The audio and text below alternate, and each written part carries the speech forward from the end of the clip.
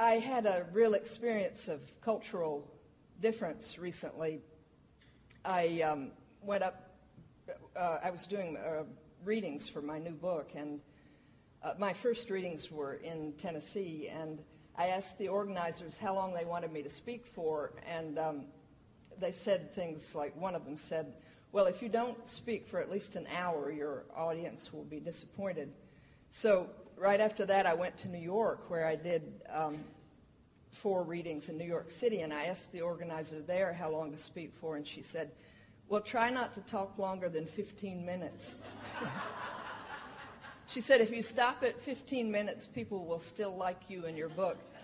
But if you keep going, they'll start to hate you. So I don't know. You all look to me like about a 45-minute crowd.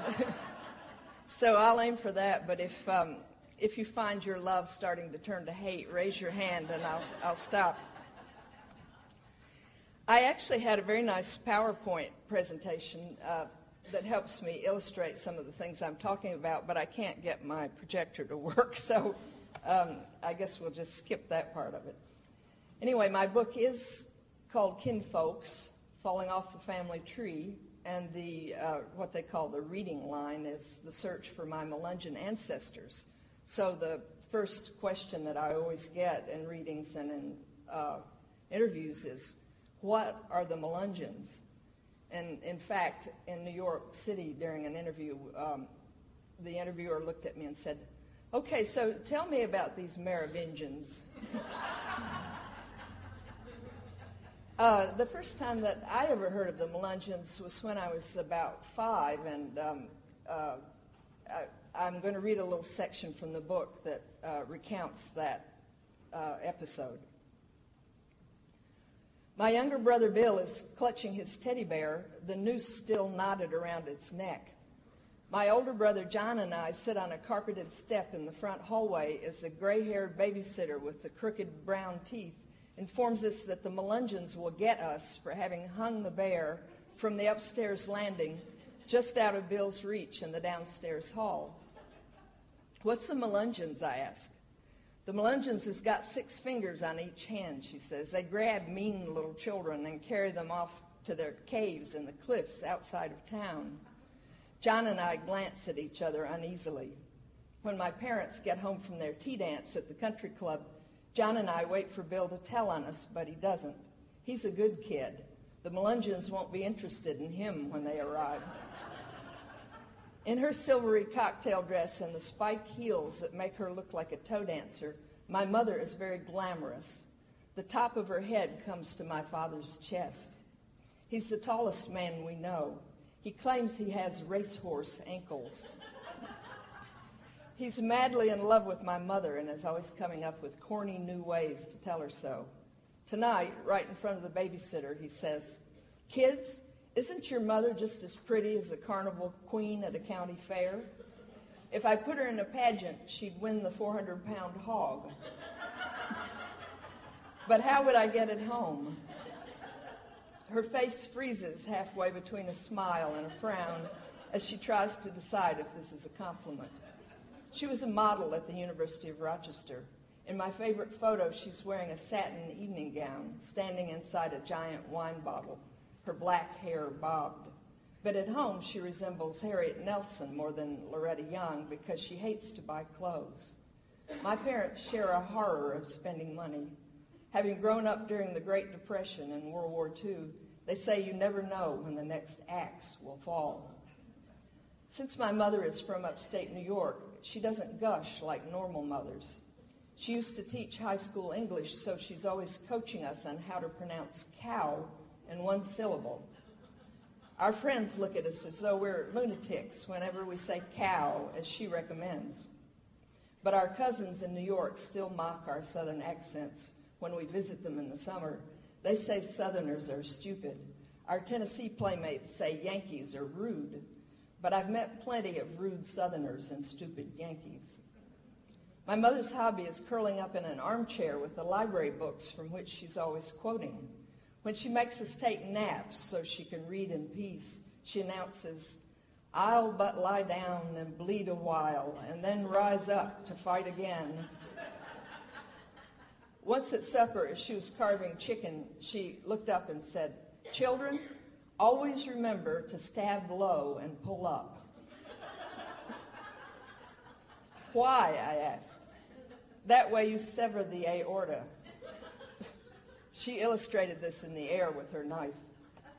In the car, on the way home from dropping off the babysitter, my father, a doctor, confirms that some babies in East Tennessee are born with extra fingers, which are usually removed at birth. He indicates on my hand the joints from which they can sprout. Before turning out my light that night, I look under the bed and in the closet for lurking Melungeons. I'm often bad, and apparently the Melungeons, like Santa, have their ways of finding out. At least I know how to stab low and pull up. Lying in the dark, I convince myself that I'm safe as long as my body is completely covered by the top sheet. It's summer and we don't have any fans. We don't buy things that aren't on sale, and who ever heard of a fan sale in the South? The air that drifts through my window, carrying the screeching of the night insects, is hot and humid, but the thought of being seized in my sleep by six-fingered cave dwellers is so appalling that I endure the sweaty sheet. I become alarmed as I try to figure out how to stay encased in my magic sheet if our house catches fire and I have to jump out the window.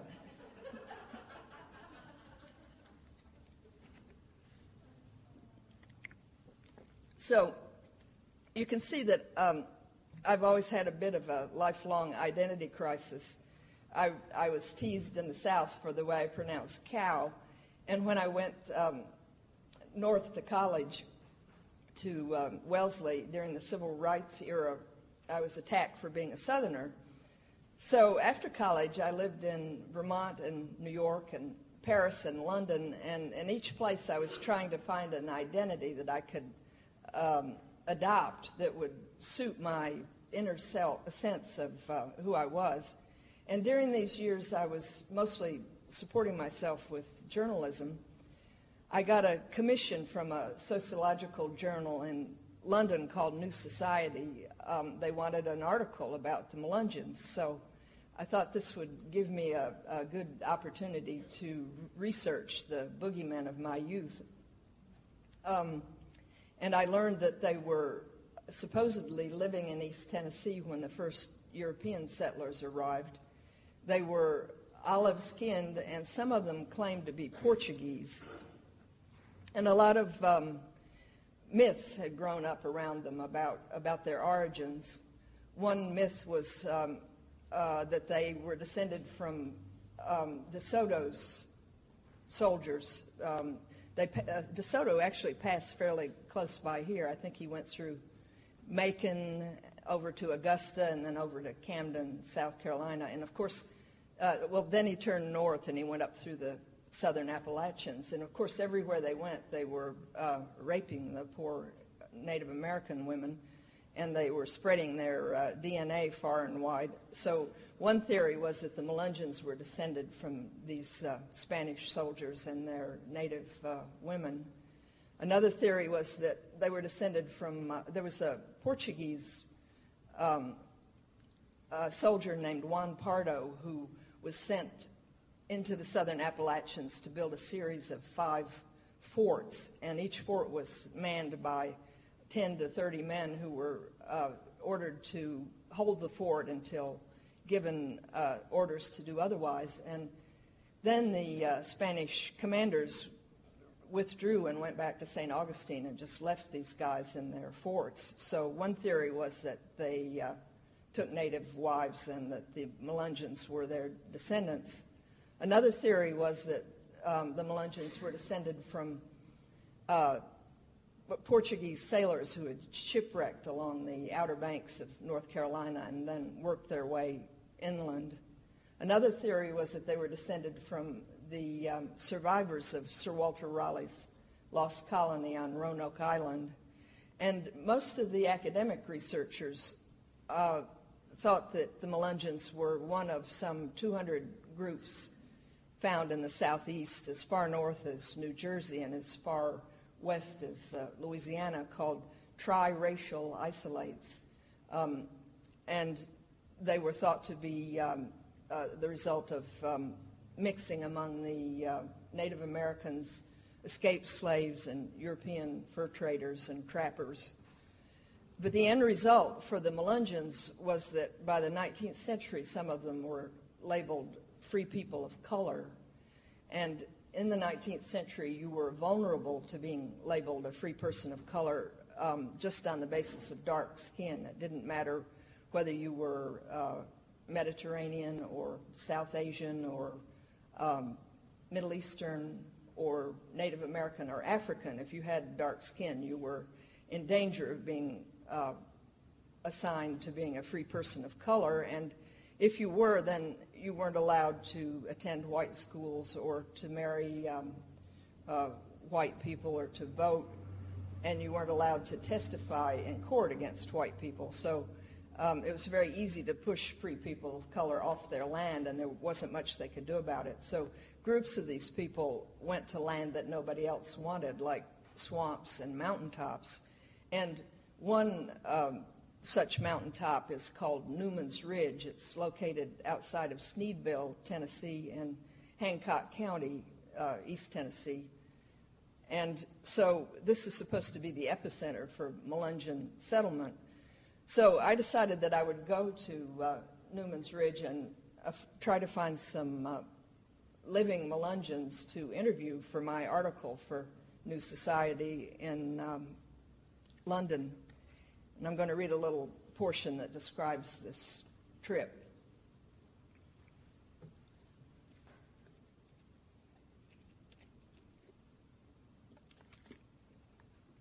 I drive my parents' Buick up and down the rutted dirt roads across the face of Newman's Ridge, searching for Melungeons.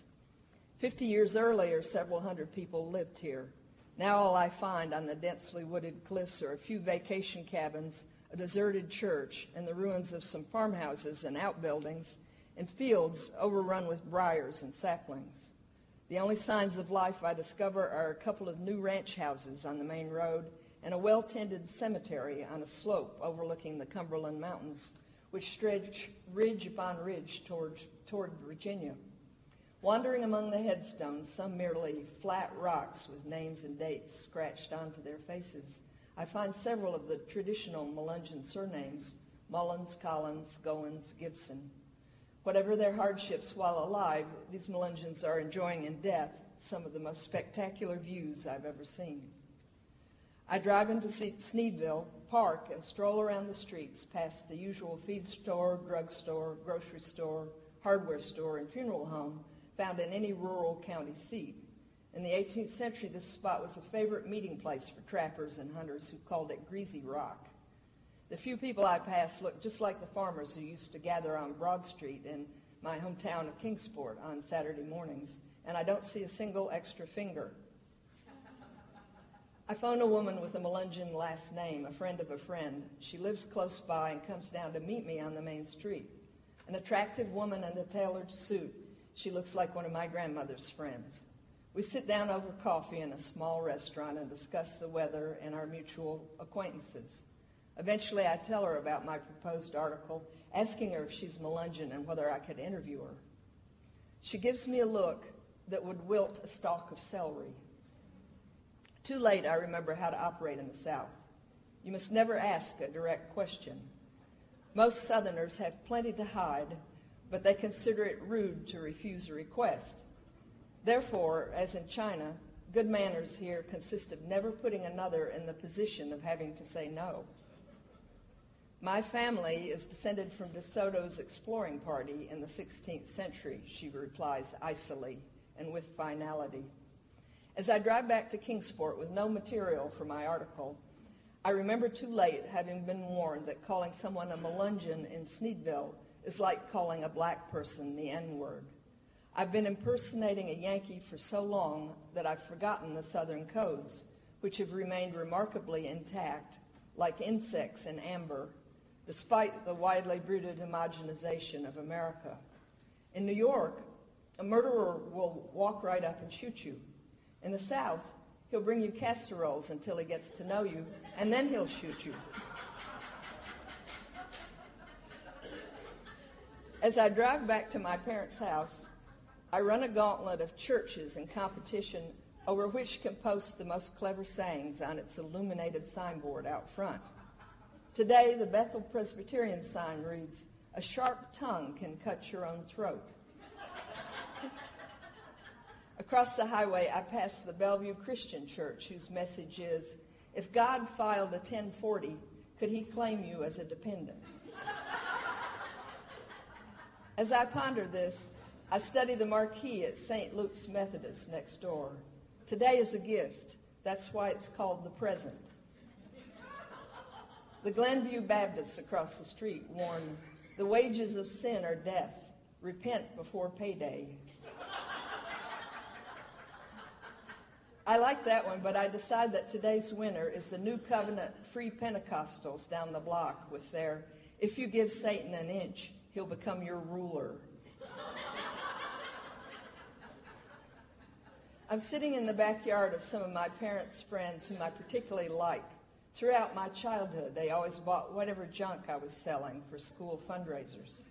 Magazine subscriptions, Girl Scout cookies, chocolate bars, greeting cards. I tell them about my doomed Melungeon article and my failures in the field as a journalist. Mrs. Shobe stands up and disappears. She returns with her elderly yardman in tow, announcing that he was born in Hancock County to a mother whose maiden name was Collins. I stand up from my lounger to shake his hand. A tall, lanky man in bib overalls, he has straight white hair and high cheekbones. The whites of his eyes are bright around navy blue irises, and his face looks as though he's been sweeping chimneys. We sit down and chat interminably about the habits of rhododendrons. Finally, Mrs. Shobe asks, "Buddy, are you a Melungeon?" I blush furiously. She's from Louisiana. She must not realize that this is a question one doesn't pose. "Half Melungeon," he replies pleasantly. "Where did your people come from?" she asks. "I don't know nothing about it." He describes moving as a child from Kentucky to Virginia, where his parents sold him to a farmer for 25 cents a day. "Sold you?" I echo faintly. "I worked for him from sunup to sundown every day of the year but Christmas." "When did you go to school?" I ask. "Didn't ever go to no school. Wouldn't nobody take me, not the whites nor the coloreds, neither one. I was too dark for the whites and too pale for the coloreds." He describes his children, one in Indiana, a second in Maryland, and a third an airplane mechanic in Louisiana. "Seem like that they don't much care to come home no more," he says sadly. Back in Vermont, I write my article about going in search of the Melungeons and finding that the only ones still on Newman's Ridge are lying in their graves. The younger generations had fled the stigma, blending imperceptibly into the American mainstream. Once Buddy's generation is gone, there'll be no more Melungeons. I mock my quest for these legendary mixed-race people when I myself am of Dutch, French, German, Scottish, Irish, English, and perhaps Native American heritage. I close with a quote taken from a newspaper interview with a Melungeon bank president in Sneedville. "Any mystery our people ever had is gone, or at least any way of solving it. We are all immigrants in this country." So, you can see that I kept trying to kill off the Melungeons. I really didn't want to deal with them. Every time I would push their heads under the water and turn my back, they'd bounce back up like a beach ball. The next time I encountered the Melungeons was I went back to Kingsport, my hometown in East Tennessee, to read from a novel that I had written at the bookstore at the mall. And a friend there saw a new book that had just come out called The Melungeons, The Resurrection of a Proud People. And it was written by a man named Brent Kennedy, who was a self-proclaimed Melungeon. So I read the book and found all the familiar theories, including his own theory that the Melungeons had Turkish origins. And in the book, he included the various branches of his family tree. And one of the branches turned out to be on my family tree twice because my grandparents were cousins. So I called Brent up. He was a vice chancellor at the University of Virginia at Wise, and I told him that I was his third and fourth cousin whom he'd never met, and asked if I could come talk to him, which he agreed to. So I went over there, and he was a very handsome man. He had dark, curly black hair and a very tanned-looking face and eyes like a Malamute, just a bright Arctic blue. And he told me why he thought that our shared ancestors were Melungeons. And at the end of the meeting, he showed me the scars from the removal of his extra thumbs. So he had actually had 6 fingers at birth on both hands. And he said that his great aunt had also had extra thumbs, and that he knew a number of Melungeon people who had extra fingers, and that they were thinking about starting a 6-finger support group. So once I heard this, both about that the 6-finger legend was evidently true, and also that my grandparents conceivably were Melungeon, I sort of went into a little frenzy of research. I went on a quest that ended up taking me 10 years. And if you think of my town of Kingsport in East Tennessee as the hub of a wheel, I made a series of 7 trips out from there, to each trip designed to explore one of the myths about the Melungeons. And I don't have time to say a great deal about the trips, but I will just say briefly where each trip was to, and a little bit about what I saw. The first trip was back to Sneedville, since it was ground zero for the Melungeons. And whereas when I had been there in the early 70s, no one would talk to me, when I went back there in the 90s, nobody would shut up about being Melungeon. A whole Melungeon pride thing had happened. And people were chasing you down the street, trying to tell you about their Melungeon ancestors. And they were wearing T-shirts that said, "Proud to be Melungeon." And at the diner in town, they had the Melungeon burger. So I thought I was losing my mind. So my next trip was to Clintwood in Southwest Virginia. This was the town where my grandparents were born, and my father. They left there when my father was about 3, and came to Kingsport, which was a new town being founded by Yankee industrialists. And my grandfather went there and opened the first hospital. So my grandparents, between them, had 14 brothers and sisters in the Clintwood area, and we had never met any of them growing up, which, when I became an adult, I realized was a little bit strange. My grandmother grew up in a town called Darwin, and her father was a farmer, and she became a teacher, and my grandfather was also a teacher, and they met and married and decided he should go to medical school, so they worked very hard to get him through medical school. And when they moved to Kingsport, my grandmother did a makeover on herself, and she went from being a daughter of the Southern Appalachians to being a daughter of Tidewater aristocrats. So I guess part of this transformation required that we never meet her family.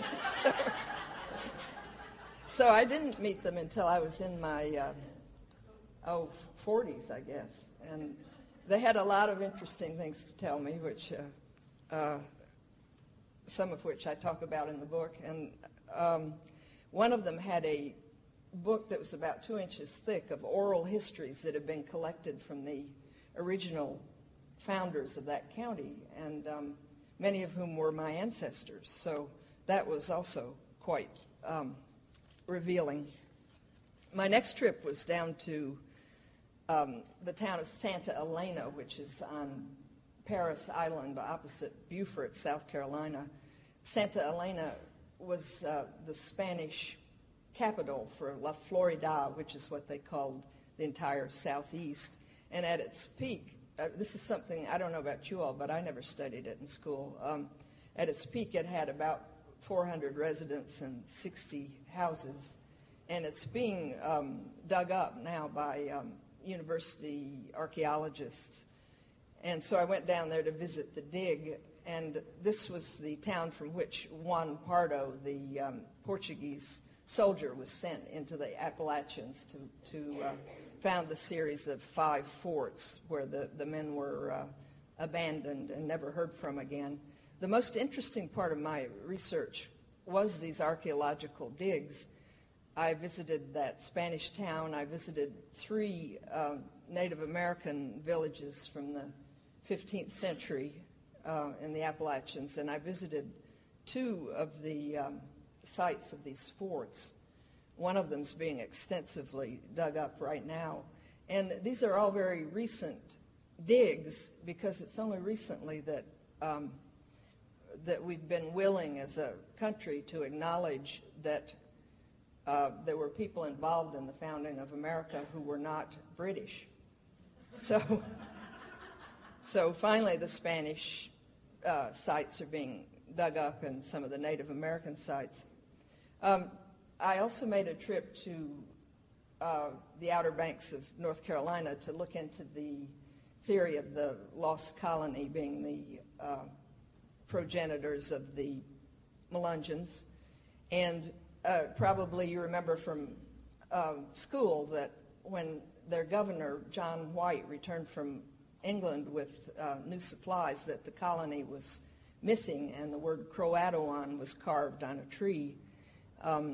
And they were never heard from again. But while I was there, I think I figured out where they went. So the lost colony is no longer lost, as far as I'm concerned. This was also where the Turkish element came into play. It's a long story, but some historians believe that about 200 freed Turkish slaves were dumped on Roanoke Island and vanished, and perhaps moved inland to become part of the Melungeon community. I also traveled down the Outer Banks, which are called the graveyard of the Atlantic, because there have been 2,000 recorded shipwrecks there involving 10,000 missing people, many of whom I'm sure drowned, but many of whom I'm also sure made it to shore and were no doubt either adopted or enslaved by Native American tribes. My next trip was, I decided I needed to go on a sailing ship across the Atlantic, because that's a journey that all our ancestors would have taken, except the ones who are Native American. So I took a sailing ship from Barbados to Lisbon.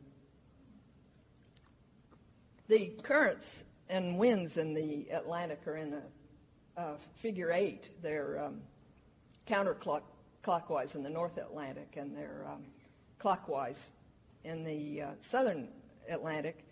So by going from Barbados to Lisbon, we were actually going against the recommended currents, but we had 22,000 square feet of Dacron sails, and we also had a gasoline motor. So we made it to Lisbon in 2 weeks rather than the 6 to 8 weeks that it would have taken our ancestors. And 2 weeks was really more than enough for me.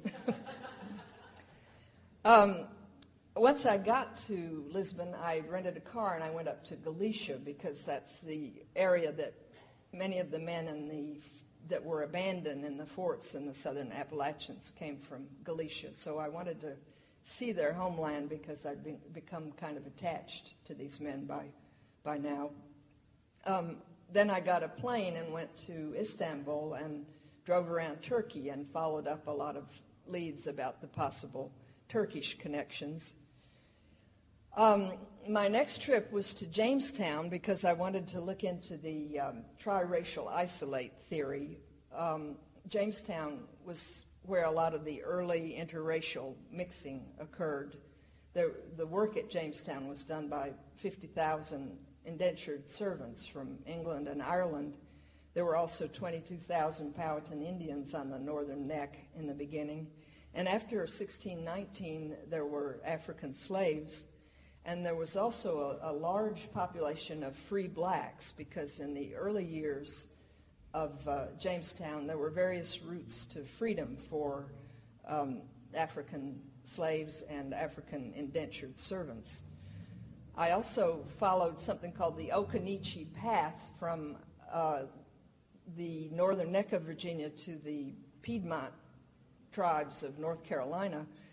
These paths were traveled by traders who had teams of as many as 100 horses. And the men who handled the horses, when they arrived at the Indian villages, they were welcomed by young women who cut their hair short to indicate that they were what was called trading girls, and they were available to the men for ribbon or beads or cloth.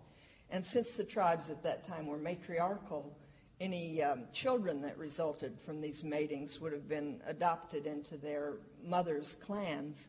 And some of the children also became interpreters and guides and hunters for their trader fathers. The English traders who fared the best in the fur trade were those who lived in the native villages part-time and took native wives and had children with them, because they thereby learned the native languages and they established a basis of trust with the Indian tribes. So you can see that already this is a much bigger story than just a isolated mountaintop in East Tennessee involving a few hundred people. It's a story of mixing that involves thousands of people, if not tens of thousands of people. And once indentured servants had served out their terms of 4 to 7 years, many of them pressed westward into the mountains of Tennessee, North Carolina, Georgia, Kentucky, Virginia, trying to find land that they could farm. So my final trip was to a town in Virginia called Lynchburg, which is the setting for one of the most shameful episodes in American history, and probably also one of the least well known. There is a hospital there now called the Central Virginia Training Center, but in the 1920s it was called the Virginia Colony for Epileptics and the Feeble-Minded. And in 1924, Virginia passed a law that mandated that anybody designated feeble-minded be sterilized. So 4,000 of these sterilizations took place at the Virginia Colony for epileptics and the feeble-minded. And oftentimes the people who were labeled feeble-minded came from rural mixed-race communities. So in other words, this was an attempt to get rid of mixed-race people. And one of the people that was behind this was named Walter Plucker. He was the first registrar for the Virginia Bureau of Vital Statistics. And he was one of the engineers for what came to be called the one-drop rule, which mandated that anyone in the state of Virginia who had a single drop of African blood was thereby African. And the law also maintained that there were no longer any Indian tribes in Virginia because, according to them, all the Indian tribes had intermarried with Africans and therefore were now African and not Indian. So Walter Plucker was a fundamentalist Presbyterian, which is something that I didn't know existed, but he justified a lot of his actions with Bible quotes. And if I had my PowerPoint working, this is the point at which I show one of the church signs that cheered me up. After I made this trip, I was quite depressed to think what a horrible species we're part of. And I came upon a church sign that said, "God loves spiritual fruits, not religious nuts."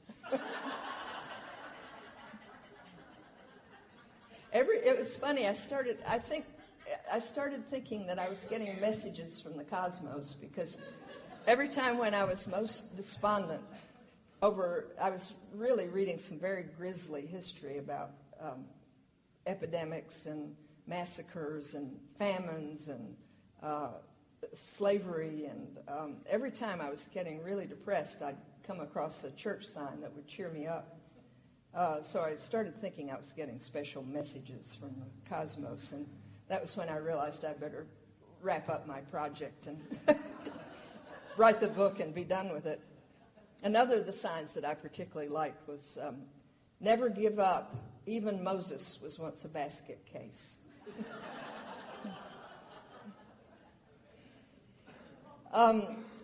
Anyway, so I have my family tree in the form of a circle with myself in the center and my mother's family on one side and my father's family on the other. And one of my mother's great-grandmothers was the national genealogist for the DAR, so her part of the chart is completely filled out, and it's all English. And part of it is the Mayflower.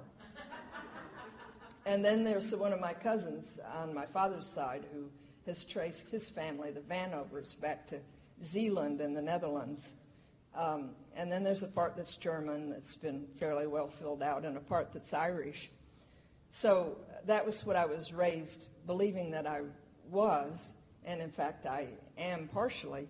But what fascinated me about the family tree is that there are these huge blank sections where we have no idea who belongs there. And if you go out 9 generations on this tree, each of us 9 generations out have 512 ancestors. And despite my my great-grandmothers being the national genealogist for the DAR, and despite all my Vanover cousins' efforts, and despite my having spent much of my life trying to do genealogy and fill in these blanks, by the time you get 9 generations out, we know only 28 of our 512 ancestors. So I found this really frustrating. I felt as though in the beginning, I felt as though my ancestors had espaliered my family tree, that they had clipped off anybody they didn't like, and that they had taken the ones that were left and kind of torqued them into being the whole tree. And then the more I thought about it, I realized that that's inevitable. It's what we all do, that we remember our ancestors who are somehow helpful to us economically or socially, or the ones that are colorful and we have exciting stories about them. But the rest just kind of fade into the mists of time because you just simply can't remember that many people. So it probably wasn't a plot on the part of my ancestors.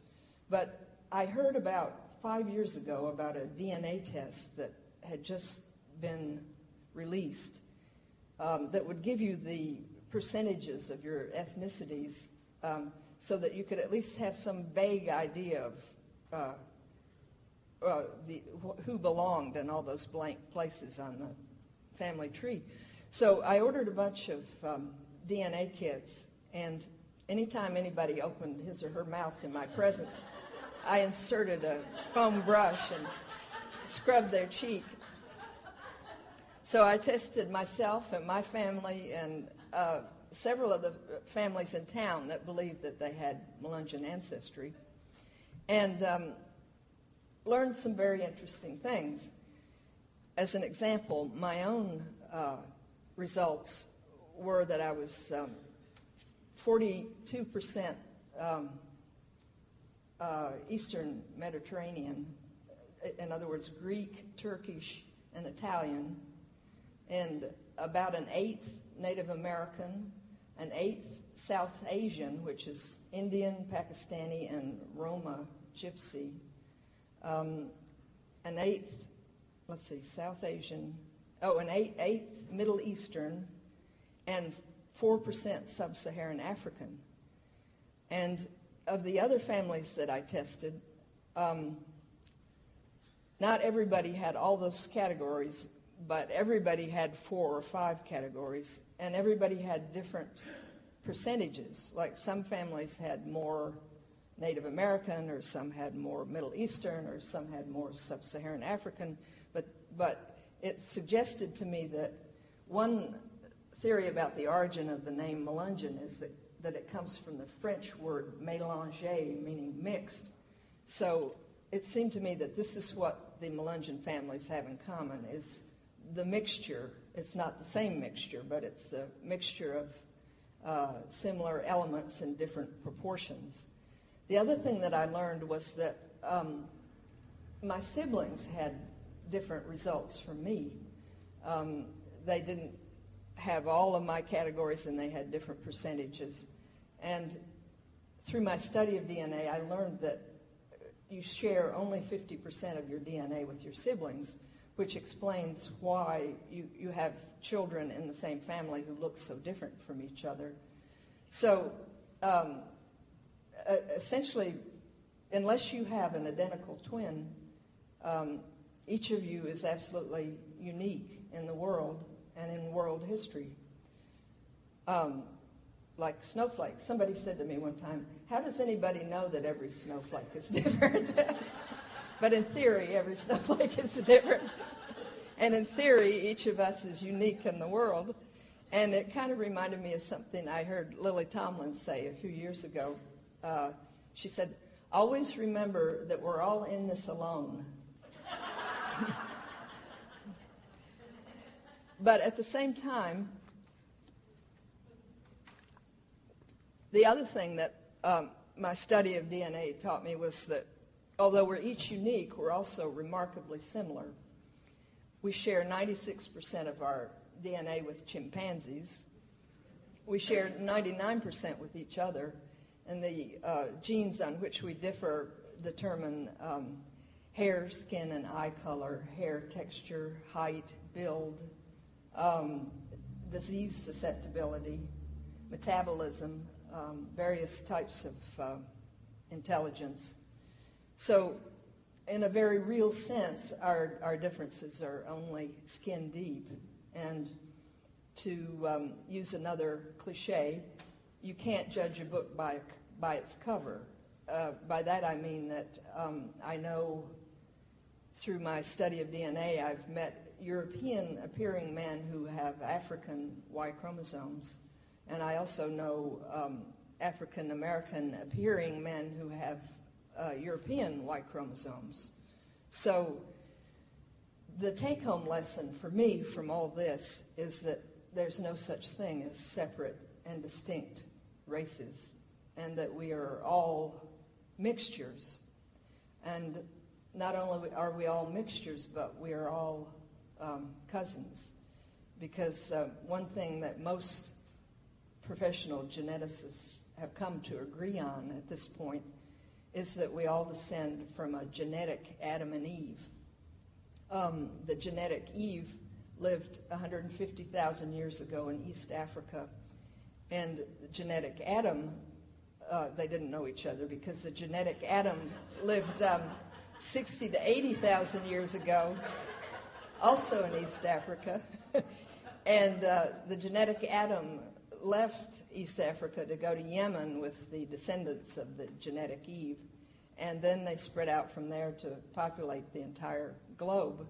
This doesn't mean that they were the only people alive at the time. It means that they're the only people whose descendants have survived down to the present day, and that's all of us.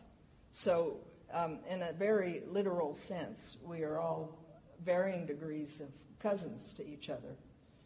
So my hope is that as DNA tests become more accurate, and as the price comes down, and as more people get interested in it and do the tests, and as they encounter some of these realities, that we're going to be able to get beyond race, which has caused so much grief for so many centuries, for so many people. In closing, I'd like to read just the closing section of the book. The most important lesson my exploration into the Melungeon diaspora has taught me is that it's apparently possible for congenital belligerents to live cheek by jowl in peace and love. Greeks and Turks, Irish and English, Arabs and Jews, Protestants and Catholics, Christians and Muslims, those with complexions of every hue, all can amalgamate into one people. The Melungeons have proven that the children of Cain and Abel have the capacity to become kissing cousins. All that such a transformation requires is ostracism by your neighbors and the threat of imminent extinction. As I drive out of Kingsport, I pass a steady stream of RVs the size of small ranch houses, headed into town like covered wagons converging on Dodge City during the gold rush. This is a NASCAR weekend, and 160,000 people will soon cram the motels and campgrounds for 100 miles in every direction. The rival churches have posted beguiling quips on their marquees in an effort to lure itinerant worshipers to their services on Sunday morning before the Food City 500 race starts. One by one, they flash past me. Lord, help me be the person my dog believes me to be. Live so that your preacher doesn't have to lie at your funeral. What did Noah do with the woodpeckers?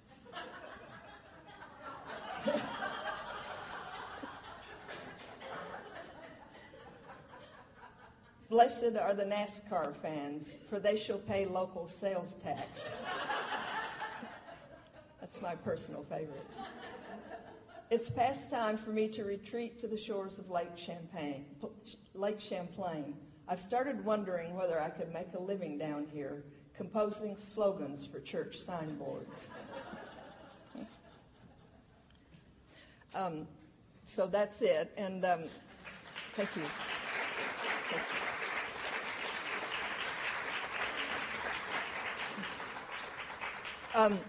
I'd be delighted to hear questions or comments, if anybody has them. The question is, are the Melungeons still isolated from other groups? No, they're not really, and they're pretty much absorbed into the community and beyond. I mean, many of the children have moved to other parts of the country, and there was I had a photograph of that was taken in the 1920s of two Melungeon boys, and there was apparently a distinctive Melungeon look in the 19th century and early 20th century. If you have read this wonderful book called The Hawk's Done Gone by Mildred Hahn, it's a collection of linked short stories set in East Tennessee, and some of her characters are Melungeon, and she describes them as having very dark faces and European features. It's a very distinctive look, but I don't think it exists anymore in East Tennessee. And that raises for me the interesting question of when you don't have if a group is formed by persecution and you no longer have the persecution, does the group cease to exist? I don't know. I mean, there are a lot of people who consider themselves, most of them call themselves Melungeon descendants because they haven't experienced the prejudice that kept people up on Newman's Ridge. They weren't welcome in the surrounding communities, and now they are. Anybody else? Maybe it's a dumb question, but what was the sixth finger was always on next to the The question is, where was the sixth finger? According to my father, who's a doctor, they can sprout from any of the joints, but most commonly from, it's an extra thumb from this joint right here. And it's a condition that is associated with inbreeding, but to me the interesting thing is that it's more frequent in some isolated communities than others, and it's more frequently found in communities that have Native American heritage. It's 4 times more likely to be found in Native Americans than in Europeans or Africans. And it's more common in men than women, and more often on the right hand than the left hand. So I don't know quite what to make of all that.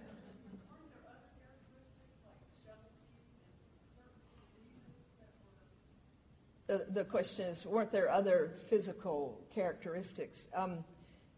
My cousin Brent Kennedy writes about that in his book. He has done a lot of research into shovel teeth, which is a Asian trait, a little ridge on the back of your front teeth, and what he calls the Anatolian lump, which is a ridge in the back of your head, and East Asian eye folds.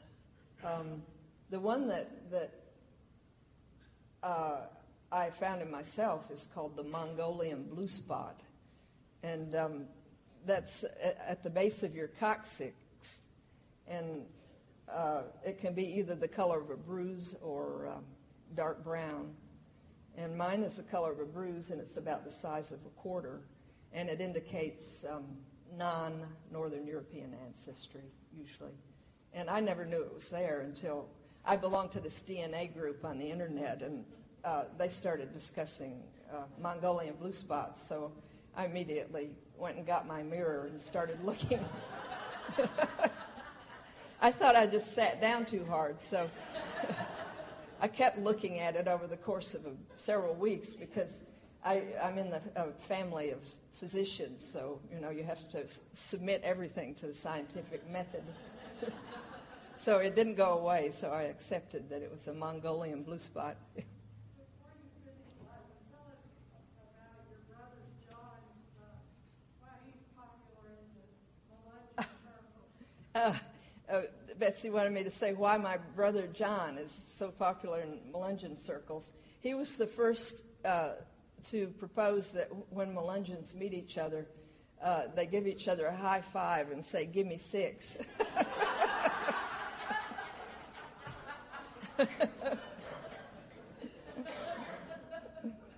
Anybody else? How large a geographical area do they cover? Well, that's a good question. How large a geographical area do the Melungeons cover?